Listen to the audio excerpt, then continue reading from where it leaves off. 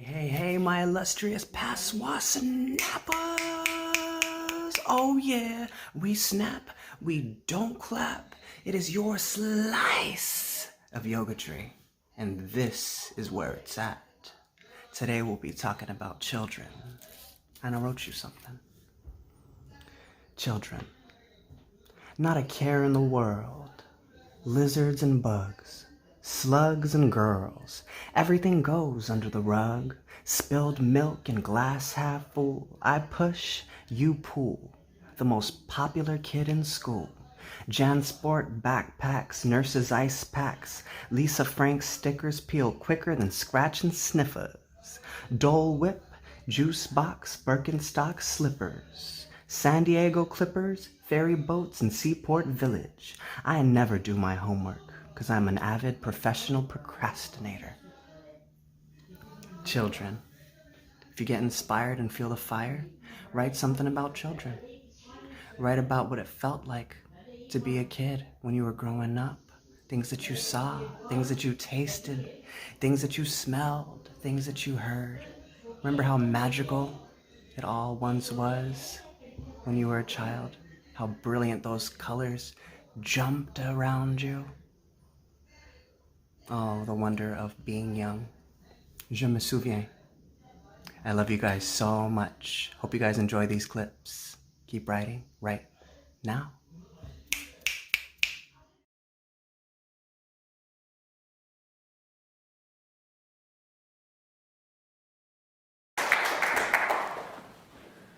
Poetry is a way to express yourself. You can do it through many ways and forms. Poetry can be expressed through song, word, or even a play. Today, we will show you our team poem entitled, If You Give a Child a Word. If you give a child a word, he'll want to know its meaning. Once he learns its meaning, show him how to use it in a poem. And when he writes the poem, then he'll want to share it, and people will want to read it. That will make the child feel warm, loved, and valued. Then he'll want another word. Word. Never underestimate yourself. You could possibly miss your true power, beauty, talent, and strength. Just like a clue to a mystery. It could be right in your face, but you are too shy or oblivious to see it. Never underestimate yourself. Never underestimate me. Creation. It's not just a thrown out word. It uses the mind. Creating, oh, I'm pretty sure we all can do it. I can do it. You can do it. We can do it. We all can do it. Through words. Now we will show you our individual poems. My poem is entitled, Now You See Me. As I look around, I feel so lost. All I want to do is be found. People walk past me, walk on by. It's like they don't see me or even meet my eye. I don't want to feel this way. No, I don't want to be this way. I want to be seen. I want to be heard. Every cry, every scream, it's like they're deaf to every word. So I ask you, do you feel this way? Yes, do you feel this way? If so, listen to me now. Listen real good. Because today, on this very night, I shall teach you how not to feel this way. All you have to do is speak loud and proud. No, not low and mild. Loud and proud. Yes, indeed. Guarantee you shall be heard and you shall be seen. My poem is entitled, You Just Don't Know. There's a time when you must share. No more games. See, I'm not sitting here anymore like the invisible man because it's time to share my testimony and show the world who I really am. For you don't know what I go through if I told you I was riding down the street one day and began to laugh at the woman using the restroom on the side of the road. I took a double take and saw these familiar features. For you don't know what I go through if I told you the man that I call father is incarcerated and has never even simply told me I love you. Don't know what I go through. Now you're probably sitting here thinking, wow, he must be going through it. All because of one decision they made to ruin their lives. Night to night, constantly drowning myself into the thought that everything will be okay when the truth is, it's not. So I put on this fake smile to show it's okay. So I walk with my head held high in this fake smile to show that you too can make it through. You just don't know.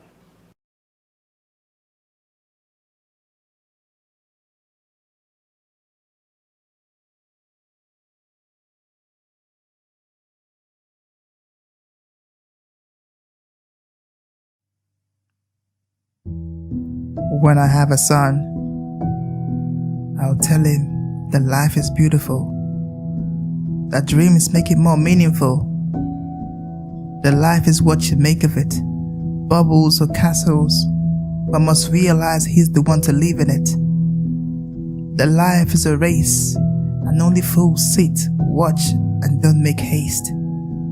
That life is full of lessons, and those who learn faster enjoy the blessings. I'll tell him that life never ends until we stop to love, and sometimes we rise and fall, but the fall is not the end until we say so.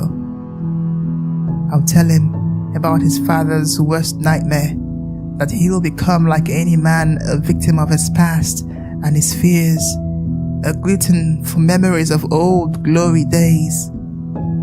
I'll teach him freedom, to learn to forgive himself and not give others what he won't give himself. I'll teach him how to fight with words and win with silence, how to say no to violence, how surrender can be power, despite the taste of shame is sour. I'll teach him to stay cheerful, to smile in tough times, 'cause after the rain comes sunshine. I'll tell him that life is beautiful, but people are crazy. So regarding friends, he must always be choosy. I'll teach him to hear and listen and the difference, to distill the facts from noise and refuse to let lies infest his mind. I'll teach him the meaning of love, how to care and share, but stay watchful for those who desire to break his heart and trample on the pieces. I'll tell him that mistakes are part of being human, but those who get fond of them end up in yesterday. That some friends are meant for some days and others for every day. I'll tell him that the glass may be half empty or full, but it matters only what he believes. That time and time again he must choose the things that count, time over money, pounds over pennies, even when the world mocks him and calls him a teddy. I'll teach him science and math and history, the nature of his hair, the shape of his nose, the color of his skin, what it does and does not mean. That the world would always sell him another version of himself, but mediocrity is buying it and selling the lie that you were meant to be it. I'll teach him how to script his words, how to paint them with the color of his mind, but light enough for the world to understand, and to always be himself, for sometimes the world can feel like a marketplace of fakes. The life is full of excuses, so it's needless making them, but he can if he chooses.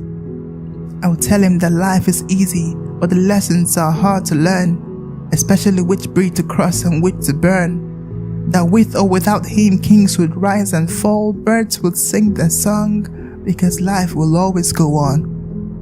I'll teach him to be peaceful, respectful, kind and honest, but not to expect that in return for what we can only guarantee is our own turn. Because the world is full of choices and differences, some too hard to mentally process, but it's okay, for there's nothing to understand about madness. I'll tell him that life is a play, and there are two kinds of people on stage, the real and the wannabes, and from a distance the difference is clear to see.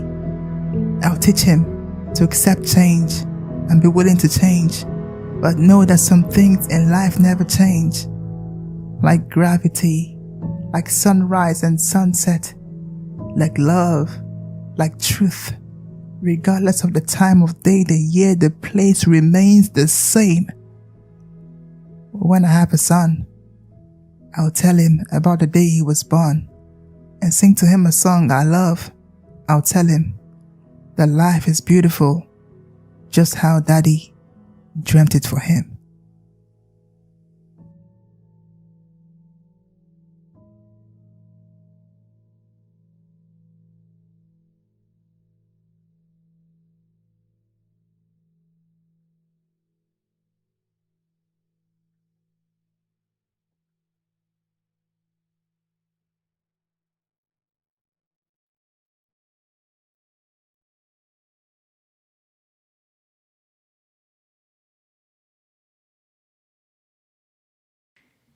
No child left behind. At entrance of a West Philadelphia high school, officer with gun perched on each waist asked me if I have any weapons. I hold up my book. He doesn't find that funny. Tells me to empty pockets, walk through metal detector, 8:03 a.m. I wait for 2 students to pass through first. Already, I wonder what they have learned. I heard the newly built prison a few miles away bought their test scores as wallpaper. But we say, no child left behind, because it's a slogan for the slick, who co-opt a principle as old as the pyramids, then draft them onto t-shirts. Sell your grandmother's dedication back to you for $14.99. Stand on political platforms and speak that shit into megaphones to convince you that you have not heard it before, like your mama did not work 3 jobs and average 2 hours of sleep a night so you would not be left behind. Like your daddy didn't stop drinking, teach you how to drive, show you how to fight, gave you lunch money when he didn't have it to give so you would not be left behind. No child left behind. There's a bumper sticker, a caption, an empty slogan with no room for imagination. So I asked them if they have dreams. 11 students raised their hands barely above their shoulders as if they were sitting in history class unsure of the right answer. Yep. One student in the first row named Luciano is waiting for me to tell him what page to turn to. Another student in the 8th row is trying to decide if this is a trick question. There's no right answer, I say, but they are far too comfortable with the right to remain silent. See, we hunker down in dimly lit classrooms and memorize some shit about Lincoln freeing slaves. Oh, yeah? With a magical document called an Emancipation Proclamation. You feed us the rotten fruit of untold stories, then penalize us when we'd rather be gangsters. Then listen to another nifty little tale about George Washington Carver and his innovation with that peanut. See, there's nothing threatening about the etymology of Jiffy, but you talk to us about Haiti and we might remember the fire in our bellies. I'm escorted to an auditorium where there are 130 Black and Latino students. We talk about hip-hop. They think poetry is what old white people do. I tell them my favorite poem is Miss Fat Booty, 'cause I like the storytelling. Yeah. They giggle as if they're still kids. Because kids these days tie poetry to a chair and they torture it with bad hip-hop. They flog and they beat it. They trick and BET it. Deny it food, water, and light. Figure out how to booty shake to it. Hire a video vixen for it. Get Lil John to remix it. Chop and then screw it. No child left behind. Even when the culture is sick, we don't do it. The first time I read a book by a Latina author was in college. Yep. The wind in my chest stood up. It had been 18 long years of textbooks filled with everything but me. Yep. For the first time, my body knew a world that could hold it. See, the quickest way to silence a mouth is to treat it as if none had come before. There are thousands of unreported lynchings that happen in American classrooms each year. The victims are between the ages of 5 and 19. They are black and brown and gay and poor and different and other and not enough and too much. Round pegs in square classrooms. Children suffering for not being who we want them to be, for having voices too loud, accents too thick, pockets too thin, for classrooms to honor us just as we are.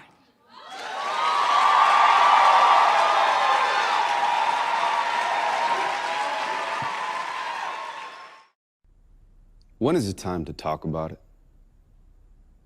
After Sandy Hook, when 26 lives were took, the politicians shook their heads and said we shouldn't talk about it. Our nation grieved. They gave their prayers and sent their tweets, but they didn't want to talk about it. We can't politicize this, they said. 20 kids are dead. We have to lay them to rest before we talk about it. Like it was honoring their deaths more to once again ignore the very reasons, but we didn't want to talk about it. And you could take the rhetoric and switch the tragedy. I couldn't tell the difference, which is obvious insanity, but I was just as culpable for what I didn't do or say, because honestly, it hurt too much. I didn't want to talk about it. Well, now I want to talk about it. Private guns have killed more Americans since 1960 than all of our wars combined. Now, personally, that's a statistic that completely blows my mind. Or what about the number of our gun-related homicides? It's higher than any other developed country by 20 times. And that's not only crimes, because on the average, roughly 33,000 people every year lose their lives. If that was terrorism, we would lose our minds. If that's not terrorism, we have lost our minds. In fact, maybe terrorism should be redefined, because mass shootings have become a sign of modern times. When do we draw the line? When do we grow a spine and stop using the Second Amendment to hide behind? You want to keep your guns, that's perfectly fine. I'm not arguing to take them away unless you're hunting lions. And yet the NRA accuses me of lying. Like secretly, I'm trying. That way they change the conversation from the people dying. It's really evil. I am tired of this misleading line they're feeding to the media. The talking points are really just excuses to be greedier, and Congress won't do their jobs because lobbyists have paid them off, so they ignore the problems that they're there to solve.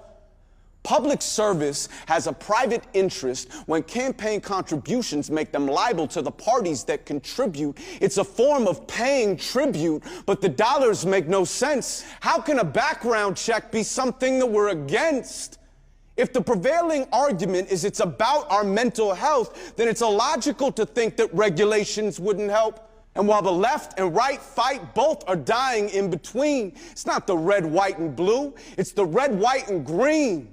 I can't take an open water bottle on a plane, but I can walk around Nevada with an AR-15. Can't you hear the children scream? Can't you hear the children scream? Can't you hear the children? Can't you hear them? Can't you hear them scream? You're on the wrong side of history. There is no in-between. When you look back in 20 years, tell me who you want to be. Can't you hear the children? Can't you hear them? Can't you hear them scream? It echoes through the halls of schools that were replaced by crime scenes. Can't you see the children? Can't you see them? Can't you see them bleed? Can't you see their parents seeing them in each and every dream? When the news vans have left and they're left with quiet streets and private grief, but they can't leave, they can't leave, they can't leave. So they count the seconds, minutes, hours, days, and nights and weeks, dealing with a pain so deep that it's awake inside of sleep. It's in their bones and in their smiles and in their hair and in their speech. And in the morning they remember tears streaming down their cheeks, chest heaving from the morning. It's impossible to breathe. And at that point, it doesn't matter what you once believed. We have let a special interest hold us hostage over greed, but it's in our hands, so why are we the ones that have to freeze? Don't move anything. Don't say anything. Don't do anything. Don't change anything.